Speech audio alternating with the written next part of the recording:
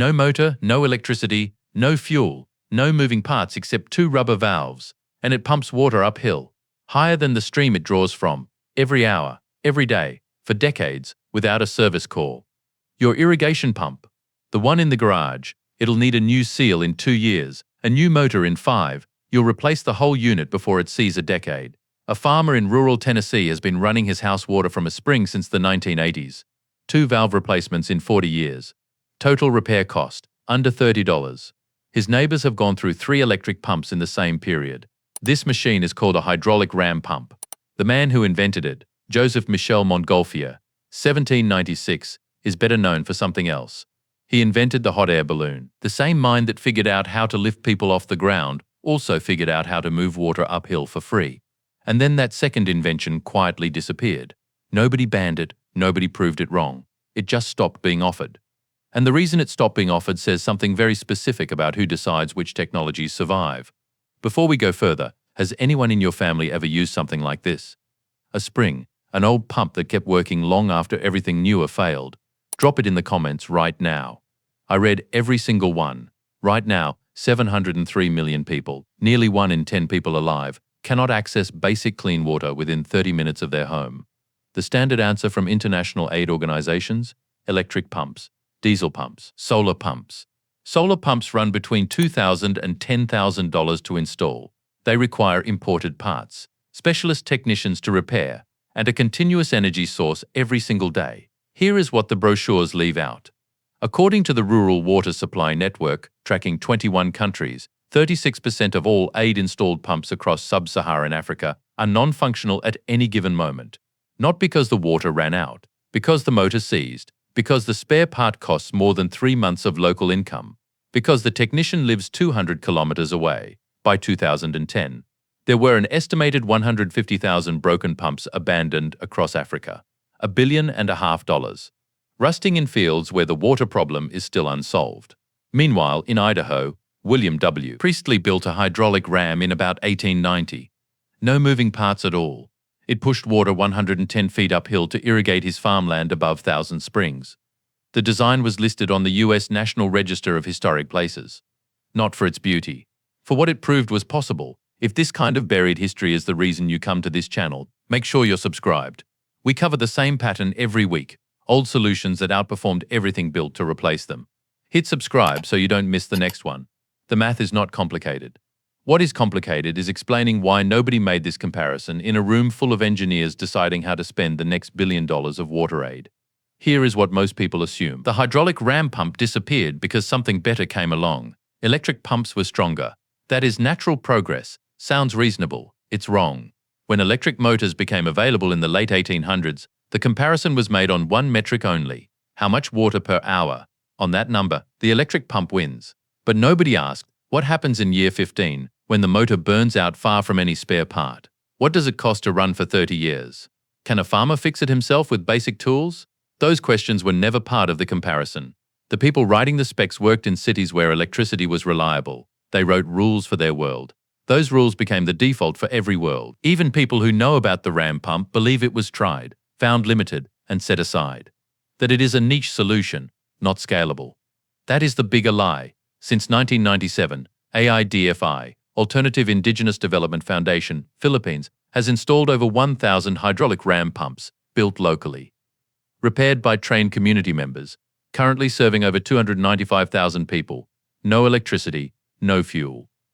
No imported parts, average lifespan, over 20 years.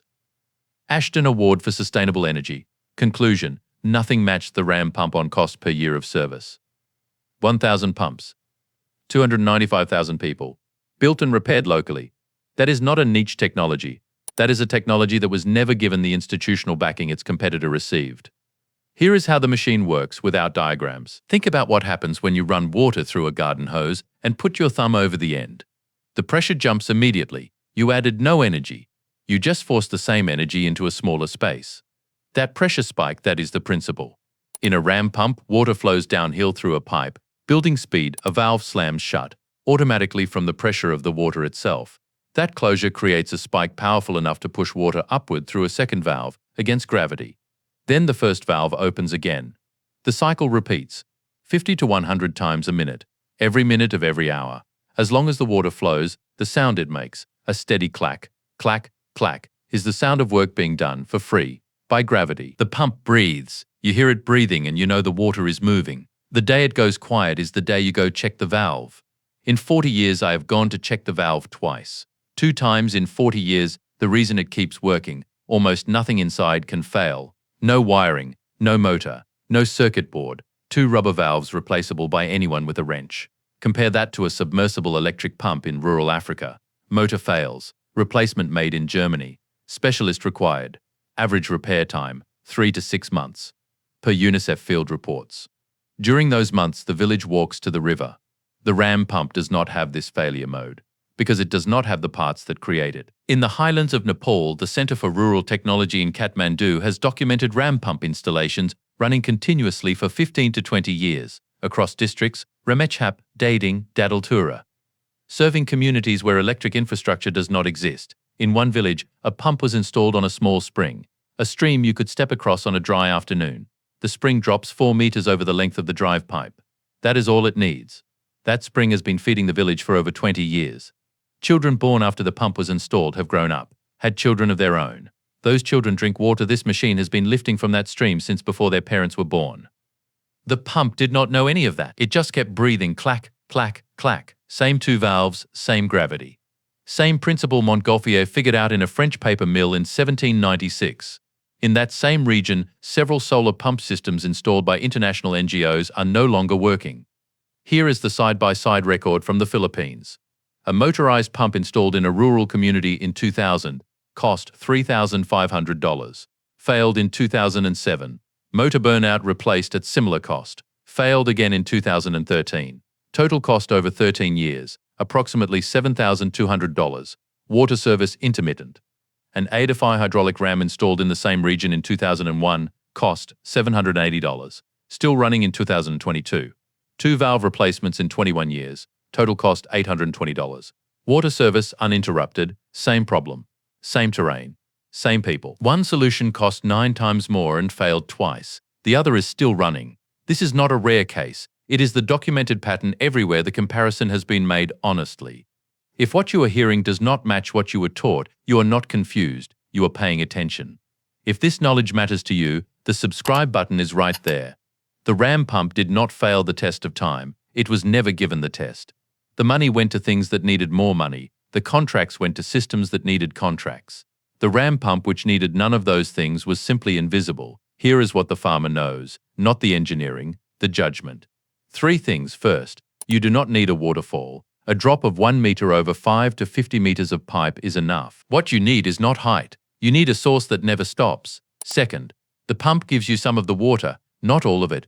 Roughly 10 to 20% reaches your house. The rest returns to the stream. That is not a flaw.